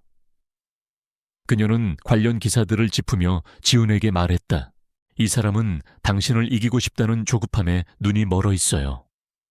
이 신약 프로젝트는 성공하면 대박이지만 실패하면 그의 모든 것을 앗아갈 수 있는 거대한 도박이에요. 그는 지금 벼랑 끝에 서서 자신의 성공을 증명해줄 동아줄을 필사적으로 찾고 있을 거예요. 해운의 통찰은 번개처럼 지훈의 머릿속을 스쳤다. 그는 최민준을 무너뜨릴 방법이 정면 공격이 아닌 그의 조급함과 오만함을 이용한 유인책이라는 것을 깨달았다. 그날 이후 거대한 덫이 조용히 설치되기 시작했다. 작전은 두 단계로 나뉘어 진행되었다. 첫 번째는 최민준의 자금줄을 막아 그를 더욱 절박한 상황으로 몰아넣는 것이었다. 지훈은 해외에 설립해둔 여러 유령 회사를 통해 최민준의 바이오 프로젝트에 투자한 금융사들의 부실 채권을 비밀리에 사들였다. 동시에 금융계는 신약의 안정성에 대한 부정적인 루머를 퍼뜨렸다. 효과는 즉각적으로 나타났다. 투자자들은 동요하기 시작했고 은행들은 그의 대출 연장을 거부했다. 최민준은 사방에서 조여오는 압박에 미칠 지경이었다. 프로젝트는 막대한 자금을 계속해서 요구하고 있었지만 돈줄은 모조리 막혀버렸다. 그의 오만한 얼굴에는 초조함의 그늘이 짙게 드리워졌다. 그는 상황을 단번에 역전시킬 수 있는 돌파구가 절실했다. 그리고 지훈은 그가 애타게 찾던 동아줄을 그의 눈앞에 던져주었다. 바로 두 번째 단계. 달콤한 미끼를 이용한 유인이었다. 지훈은 은성그룹이 차세대 로봇 기술을 보유한 유망한 벤처기업을 극비리에 인수 합병할 것이라는 거짓 정보를 흘렸다. 이 정보는 최민준이 가장 신뢰하는 내부 정보원을 통해 그의 귀에 들어가도록 교묘하게 설계되었다. 정보의 핵심 내용은 지훈이 이사회의 반대를 피하기 위해 거액의 인수자금을 비공식적인 해외 비밀 계좌를 통해 조달하고 있다는 것이었다. 이것은 최민준의 심리를 완벽하게 이용한 미끼였다. 해운의 분석대로 최민준은 강지훈이 자신처럼 무모한 승부수를 던질 것이라고 믿어 의심치 않았다. 그는 이 정보가 지훈을 불법 비자금 조성 혐의로 끌어내리고 자신이 은성그룹의 구원자로 등극할 절호의 기회라고 판단했다. 탐욕과 조급함에 눈이 먼 그는 정보의 진위를 의심할 이성조차 상실한 상태였다. 그는 미끼를 덥석 물었다. 이제 남은 것은 그가 덫 안으로 완전히 들어오도록 만드는 것뿐이었다. 최민준은 즉시 자신이 동원할 수 있는 모든 불법적인 수단을 총동원했다. 그는 거액의 돈을 주고 업계 최고의 해커팀을 고용했다. 그의 목표는 단 하나. 강지훈의 비밀 계좌를 해킹하여 자금을 빼돌리고 그 거래 기록을 지훈의 비리를 입증할 결정적인 증거로 언론에 터뜨리는 것이었다. 그는 자신이 지훈의 숨통을 끊어놓을 완벽한 계획을 세웠다고 확신하며 회심의 미소를 지었다. 며칠 후 최민준이 심어놓은 내부 정보원으로부터 결정적인 정보가 전달되었다. 비밀 계좌가 개설된 스위스의 한 가상은행 이름과 계좌번호, 그리고 접근에 필요한 암호화키의 일부였다. 모든 것은 지훈과 그의 팀이 만들어낸 정교한 허구였지만 최민준은 그것을 알아챌 리 없었다. 그는 즉시 해커팀에게 공격을 개시하라는 명령을 내렸다. 그는 자신의 승리를 의심하지 않았다. 같은 시각 은성그룹 본사 최상층에 위치한 지훈의 비밀 상황실에서는 거대한 스크린 위에 붉은 경고등이 깜빡이고 있었다. 목표가 미끼를 물었습니다. 현재 시스템 침투를 시도하고 있습니다. 보안팀장의 긴박한 보고가 이어졌다. 지훈과 해운은 스크린에 떠있는 복잡한 코드들을 말없이 지켜보고 있었다. 그들이 만들어 놓은 가상의 은행, 즉 디지털 허니팟으로 최민준의 해커들이 들어오고 있는 상황이었다. 해커들의 공격은 거셌지만 지훈의 보안팀은 그들의 모든 움직임을 송금 보듯 들여다보며 기록하고 있었다. 그들은 일부러 시스템의 취약점을 몇 군데 노출시켜 해커들이 손쉽게 방어벽을 뚫고 들어오는 것처럼 보이게 만들었다. 최민준이 자신의 해커들의 실력을 과신하게 만들기 위한 심리전이었다. 마침내 해커들은 계좌에 접근하는데 성공했고 그 안에는 그들이 상상했던 것 이상의 거액이 들어있었다. 최민준은 보고를 받고 환호성을 질렀다. 그는 즉시 자금 전액을 자신이 관리하는 차명 계좌로 이체하라고 지시했다. 그의 명령에 따라 거액의 자금이 스크린 위에서 빠르게 움직이기 시작했다. 그 모든 과정은 고스란히 은성그룹의 서버에 기록되고 있었다. 최민준이 직접 자신의 범죄를 실시간으로 중계하며 빼도 박도 못할 증거를 스스로 만들어주고 있는 셈이었다. 이윽고 모든 자금 이체가 완료되었다. 스크린 위에는 Transfer Complete라는 초록색 문구가 선명하게 떠올랐다. 최민준의 해커들은 자신들의 완벽한 승리를 자축하며 흔적을 지우고 시스템을 빠져나갔다. 그들은 자신들이 처음부터 끝까지 거대한 연극 무대 위에서 놀아났다는 사실을 까맣게 모르고 있었다. 이제 모든 준비는 끝났다. 덫은 완벽하게 작동했고 사냥감은 제 발로 들어와 목에 감긴 올가미를 스스로 조였다. 상황실의 모든 불이 켜지고 김 비서가 굳은 얼굴로 지훈에게 다가와 보고했다. 모든 증거 확보를 완료했습니다. 이체 기록, IP 주소, 자금의 최종 행선지까지 전부 확보했습니다.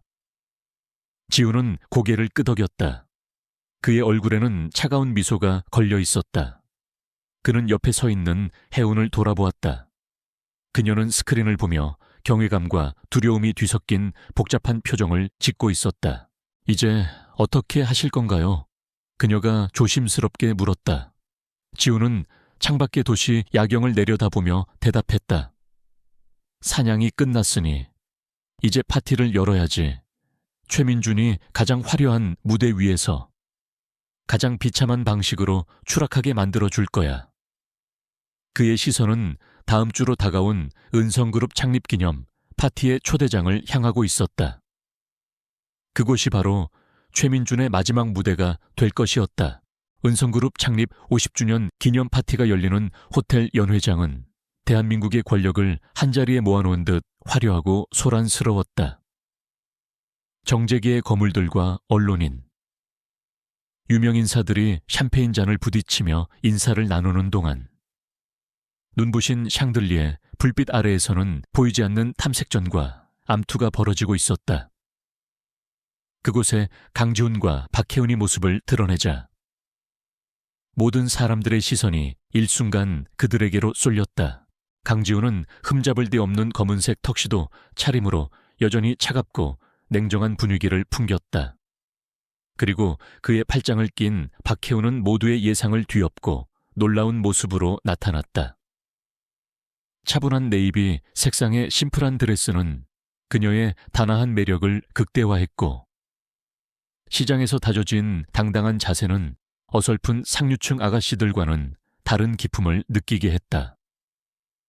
그녀는 긴장했지만 결코 위축되지는 않았다. 오늘 밤 그녀는 그저 아름다운 장식품이 아니었다. 그녀에게는 중요한 임무가 있었다. 두 사람이 연회장으로 들어서는 순간 최민준이 승리자의 미소를 지으며 다가왔다. 그는 마치 자신이 이 파티의 주인공이라도 되는 것처럼 행동했다. 지훈아, 와주었구나. 네가 곧 맞이할 비참한 미래를 생각하면 안쓰럽지만 그래도 마지막 파티는 즐겨야지. 그는 노골적으로 조롱하며 지훈의 어깨를 두드렸다. 그리고는 경멸이 가득한 눈으로 해운을 훑어보았다.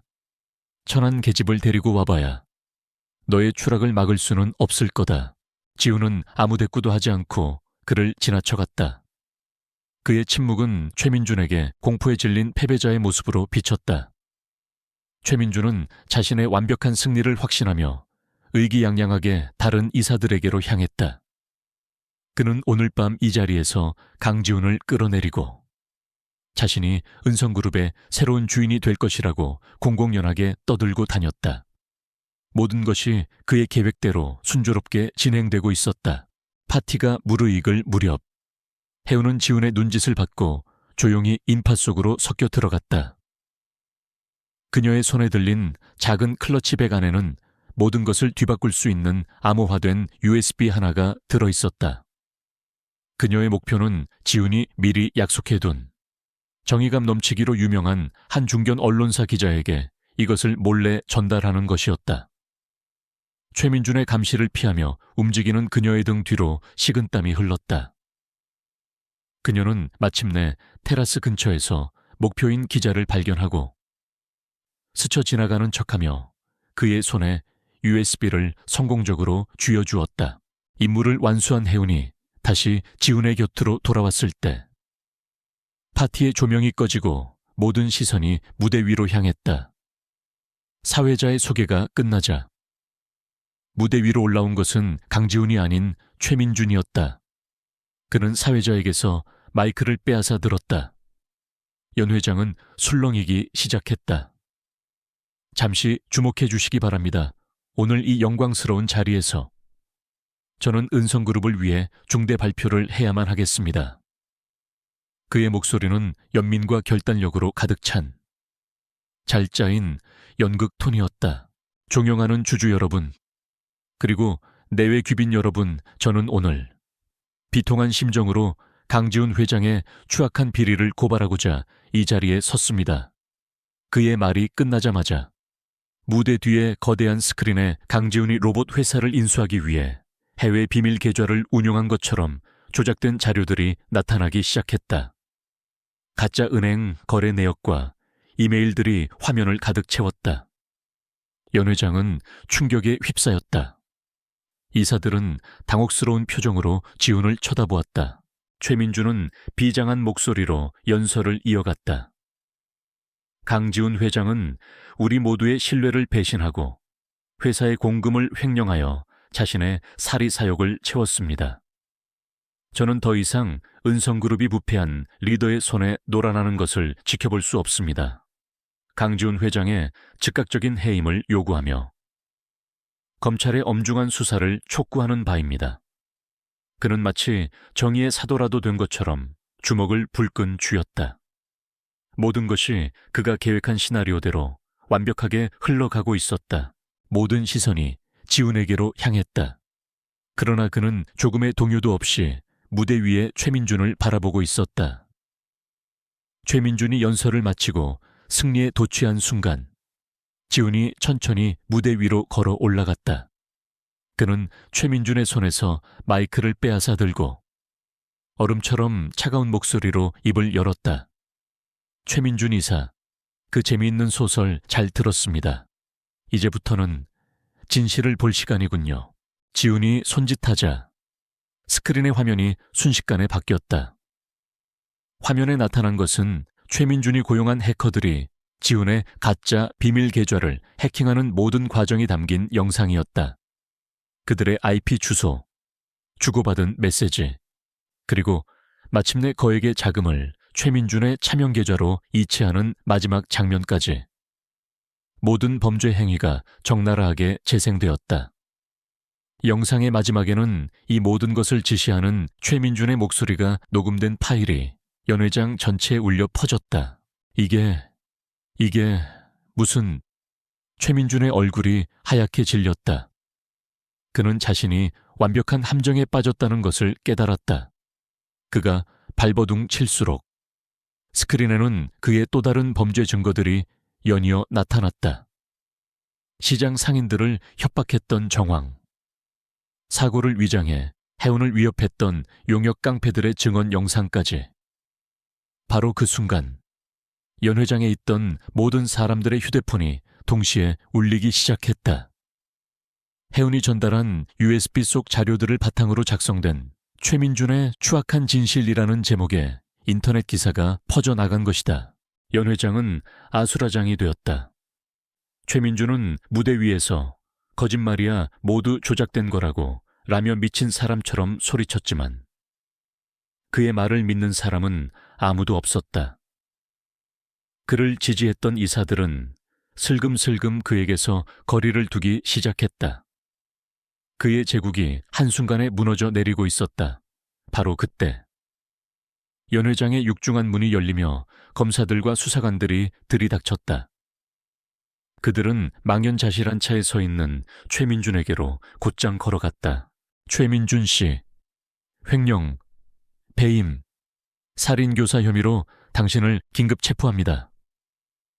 수사관이 차가운 목소리로 체포영장을 내밀었다.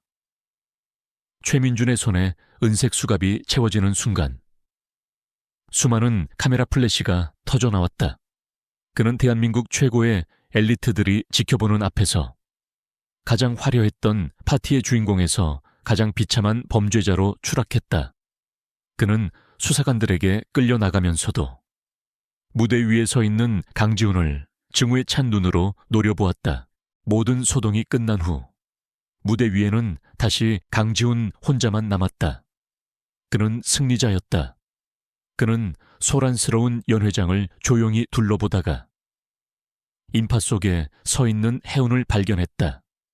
소음으로 가득한 공간 속에서 두 사람의 시선만이 허공에서 마주쳤다.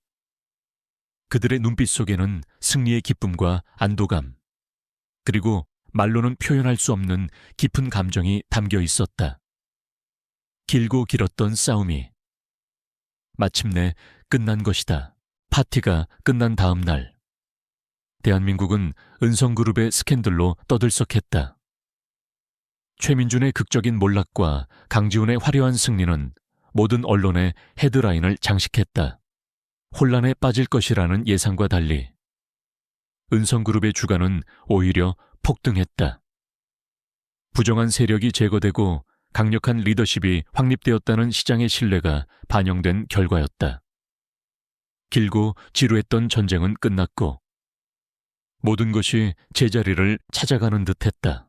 강지훈의 저택에도 오랜만에 평화가 찾아왔다. 며칠 밤낮으로 불이 꺼지지 않았던 서재는 고요해졌고 긴장감 넘치던 집안의 공기는 한결 부드러워졌다. 하지만 박혜원에게 그 평화는 어딘가 모르게 낯설고 공허하게 느껴졌다. 밤새 뒤척이다 눈을 뜬 그녀는 더 이상 이 거대한 집에 자신이 있어야 할 이유가 사라졌다는 것을 깨달았다. 그녀를 이곳에 묶어두었던 위협과 공동의 목표가 모두 사라져버린 것이다. 지우는 승리의 여운을 즐길 틈도 없이 곧바로 회사 내부를 정리하는 작업에 착수했다. 그는 긴급 이사회를 소집하여 최민준의 모든 범죄 증거를 공개하고 그의 편에 섰던 이사들을 가차없이 숙청했다. 그의 일 처리는 냉정하고 신속했다. 며칠 만에 은성그룹은 완벽하게 그의 통제에 들어왔다. 그는 다시 예전의 그 차갑고 빈틈없는 총수의 모습으로 돌아가 있었다. 하지만 그의 마음 한구석에는 설명할 수 없는 허전함이 자리 잡고 있었다. 지난 몇 달간 그의 삶은 최민준과의 싸움으로 가득 차 있었다. 그리고 그 곁에는 언제나 박혜운이 있었다. 그녀의 날카로운 통찰력과 따뜻한 위로는 그에게 익숙지 않은 든든함을 느끼게 해주었다. 그러나 이제 모든 것이 끝났다. 그는 다시 차가운 정상에 홀로 남겨졌다. 그와 그녀를 묶어주었던 계약의 명분 또한 사라졌다.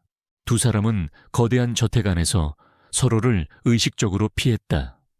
마주치면 무슨 말을 해야 할지 알 수 없었다.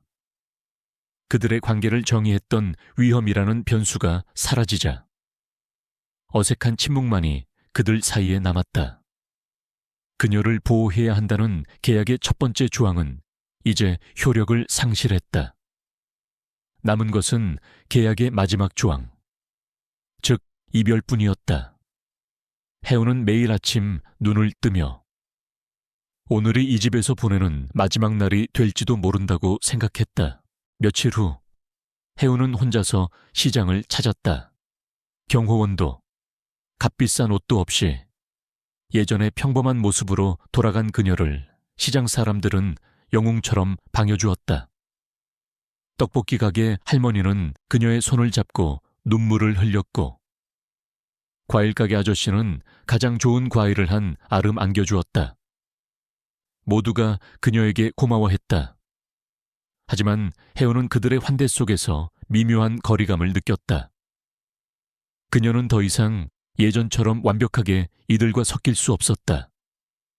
너무나 다른 세상을 경험해버린 탓이었다. 시장을 둘러보고 저택으로 돌아오는 그녀의 발걸음은 무거웠다. 그녀는 깨달았다. 자신은 이제 시장에도 그리고 저 화려한 저택에도 온전히 속하지 못하는 경계인이 되어버렸다는 것을. 그녀의 마음은 갈 곳을 잃고 방황하고 있었다. 그녀가 돌아왔을 때 지우는 서재가 아닌 것일 소파에 앉아 그녀를 기다리고 있었다. 그의 표정은 그 어느 때보다 진지하고 무거워 보였다. 올 것이 왔다고. 해우는 직감했다. 그는 그녀에게 다가와 맞은편 소파에 앉았다. 시장에 다녀왔나? 그의 목소리는 낮고 차분했다. 해우는 조용히 고개를 끄덕였다. 잠시 침묵이 흘렀다. 먼저 입을 연 것은 지훈이었다. 이제 모든 것이 끝났다. 더 이상 널 위협하는 것은 아무것도 없어. 그는 애써 감정을 감추며 본론을 꺼냈다. 우리의 계약에 대해 이야기할 때가 된 것 같군. 계약서에 명시된 대로 나는 내 의무를 다할 생각이다. 이혼 절차는 최대한 조용하고 신속하게 처리하도록 하지. 위자료는 네가 평생 아무 걱정 없이 살 수 있을 만큼, 아니, 그 이상으로 넉넉하게 준비했다. 원한다면 해외에 집을 마련해 주거나 작은 가게를 차릴 수 있도록 지원할 수도 있다. 그는 마치 사업 보고를 하듯 감정 없이 사무적인 말투로 말했다. 그것이 서로에게 상처를 주지 않는 최선의 방법이라고 생각했다. 해우는 묵묵히 그의 말을 듣고 있었다. 예상했던 일이었지만 그의 입에서 이혼과 위자료라는 단어가 흘러나오는 순간 심장이 차갑게 내려앉는 것 같았다. 지난 몇 달간 함께 위험을 헤쳐나가며 쌓아왔던 유대감과 미묘한 감정들이 결국에는 한 장의 계약서 앞에서 아무것도 아니었다는 사실을 확인받는 기분이었다. 그녀는 그의 얼굴에서 아주 작은 흔들림이라도 찾아보려 했지만 그는 완벽한 포커페이스를 유지하고 있었다. 그녀는 자신의 실망스러운 마음을 애써 감추며 담담한 표정으로 그를 마주 보았다. 그녀의 마지막 자존심이었다. 네, 그게 우리가 처음부터 약속했던 거니까요. 당신의 뜻대로 하겠어요. 그녀의 목소리는 미세하게 떨리고 있었지만 그는 알아채지 못했다. 혹은 알아채고도 모른 척 했는지도 몰랐다. 그렇게 그들의 마지막 대화는 너무나도 간단하고 허무하게 끝나버렸다. 변호사를 통해 곧 서류를 보내도록 하지. 그 말을 남기고 지우는 자리에서 일어났다. 그는 더 이상 그 자리에 머물 수 없다는 듯 서둘러 자신의 서재로 향했다. 해우는 차갑게 식어가는 거실에 홀로 남아 그의 뒷모습을 멍하니 바라보았다. 거대한 저택은 그 어느 때보다 넓고 텅 비어 보였다. 모든 폭풍이 지나간 뒤 그들에게 남은 것은 고요한 상실감뿐이었다. 전쟁에서는 이겼지만 정작 두 사람은 모든 것을 잃어버린 패배자 같았다. 이혼 서류가 도착한 날 저택의 공기는 그 어느 때보다 무겁게 가라앉았다. 박혜우는 자신의 방에서 조촐한 짐을 꾸렸다. 이곳에 올 때 가지고 왔던 낡은 가방에는 새로 생긴 값비싼 옷들 대신 그녀의 손때가 묻은 몇 가지 물건들만 담겨 있었다. 지난 몇 달간의 시간은 마치 한바탕 꿈을 꾼 것처럼 비현실적이었다. 그녀는 책상 위에 놓인 이혼 합의서와 펜을 말없이 내려다보았다. 이 종이 위에 이름을 쓰는 순간 모든 것이 정말로 끝나는 것이다. 같은 시각 강지호는 텅 빈 회장실 의자에 깊숙이 몸을 묻고 있었다. 그는 마침내 모든 것을 되찾았다. 회사를 위협하던 적을 제거했고 어머니의 유산인 은성그룹을 굳건히 지켜냈다. 모두가 그의 승리를 축하하고 그의 리더십을 칭송했다. 하지만 그의 마음은 설명할 수 없는 공허함으로 가득 차 있었다. 그는 눈을 감았다. 그러자 어둠 속에서 박혜원의 얼굴이 떠올랐다. 빗속에서 자신을 향해 손을 내밀던 그녀의 모습. 서재에서 날카로운 통찰력으로 사건의 실마리를 찾아내던 진지한 표정. 그리고 파티장에서 모두가 자신을 의심할 때도 굳건한 신뢰를 보내주던 그 눈빛까지. 그녀와 함께했던 모든 순간들이 파노라마처럼 그의 머릿속을 스쳐 지나갔다. 그는 깨달았다. 자신이 얻은 승리는 결코 혼자만의 것이 아니었다는 것을. 그녀는 그의 싸움에 있어 가장 믿음직한 파트너이자 유일한 위안이었다. 그는 박혜운이라는 존재가 어느새 자신의 메마른 삶에 깊숙이 스며들었음을 인정해야만 했다. 그녀의 소박함은 그의 허영을, 그녀의 따뜻함은 그의 냉정함을, 그리고 그녀의 강인함은 그의 외로움을 어루만져 주었다. 그녀를 잃는다는 것은 최민준에게 회사를 빼앗기는 것과는 비교도 할 수 없는 훨씬 더 큰 상실이라는 것을 그는 이제야 깨달았다. 계약서 따위가, 자존심 따위가 뭐가 중요하단 말인가. 바로 그때 김 비서가 조용히 회장실로 들어와 차를 내밀었다. 그는 평생을 강지훈의 곁에서 그를 지켜봐온 충신이었다. 회장님, 회장님의 어머님께서 돌아가신 이후로 회장님께서 그렇게 편안한 얼굴로 누군가와 함께 있는 모습을 본 것은 처음이었습니다. 그는 조심스럽게 입을 열었다. 오래된 종이 한 장 때문에 평생을 후회할 선택을 하지는 않으셨으면 합니다. 김 비서의 진심 어린 조언이 지훈의 마음을 결정적으로 움직였다. 지훈은 자리에서 벌떡 일어났다. 그는 단 한순간도 지체할 수 없다는 듯 서둘러 저택으로 차를 몰았다. 그가 저택에 도착했을 때 혜우는 막 짐 가방을 들고 현관 계단을 내려오고 있었다. 떠나려는 그녀와 막 돌아온 그의 시선이 허공에서 마주쳤다. 그녀의 눈에는 슬픔과 체념이 담겨 있었다. 그 모습에 지훈의 심장이 쿵하고 내려앉았다. 그는 다급하게 그녀에게로 달려가 앞을 막아섰다. 가지마. 그의 목소리는 다급함에 떨리고 있었다. 혜우는 놀란 눈으로 그를 바라보았다. 서류에 서명하지 마. 그는 그녀의 손에 들린 가방을 빼앗아 바닥에 내려놓았다. 계약은 끝났어요. 이제 제가 여기 있을 이유는 없어요. 혜운이 애써 그를 밀어내며 말했다. 하지만 지훈은 그녀의 어깨를 붙잡은 손에 힘을 주었다. 그는 처음으로 자신의 감정을, 그 서툰 진심을 전부 드러내 보였다. 그래, 계약은 끝났어. 빚도 모두 갚았고 이제 넌 내게 아무것도 빚진 게 없어. 그는 그녀의 눈을 똑바로 바라보며 말했다.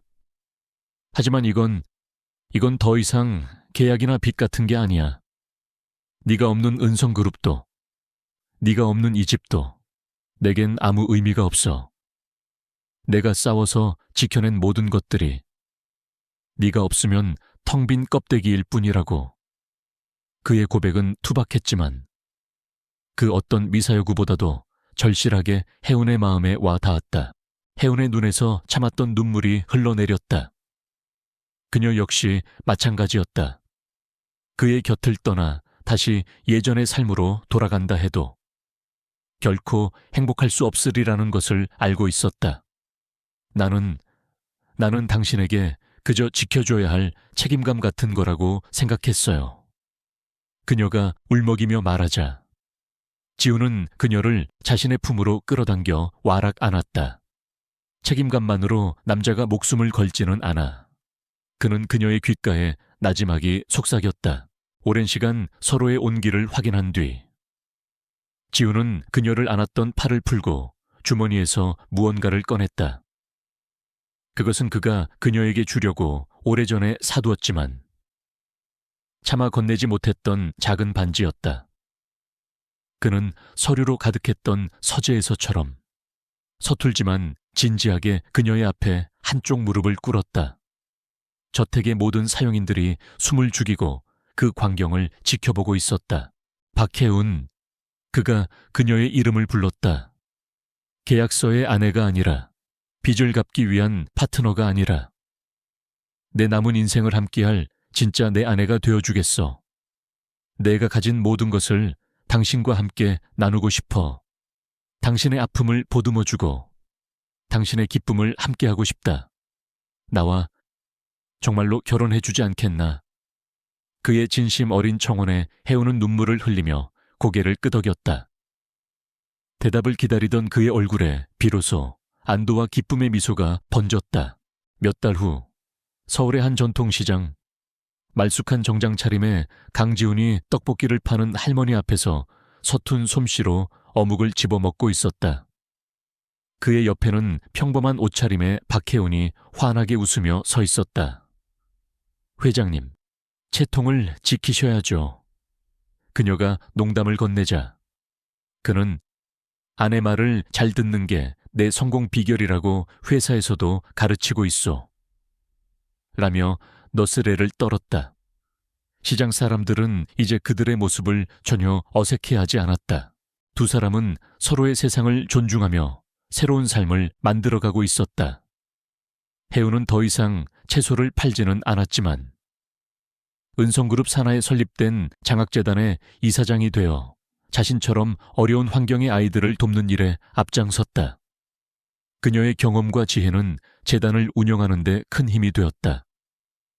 지훈은 여전히 냉철한 기업가였지만 퇴근 후에는 아내가 차려주는 따뜻한 저녁을 먹으며 평범한 행복을 누릴 줄 아는 남편이 되었다. 차가웠던 저택은 이제 두 사람의 웃음소리로 가득 찬 따뜻한 보금자리가 되었다. 어느 화창한 오후, 두 사람은 손을 잡고 저택의 정원을 거닐고 있었다. 가끔은 아직도 꿈을 꾸는 것 같아요. 빗속에서 당신을 만나지 않았더라면 내 인생은 어떻게 됐을까요? 혜운이 묻자 지훈은 그녀의 손을 더욱 꽉 잡으며 대답했다. 내가 어떻게든 당신을 찾아냈을 거야. 내 심장의 나침반이 언제나 당신을 가리키고 있었을 테니까. 서로를 마주보는 두 사람의 눈빛에는 깊은 사랑과 신뢰가 가득했다.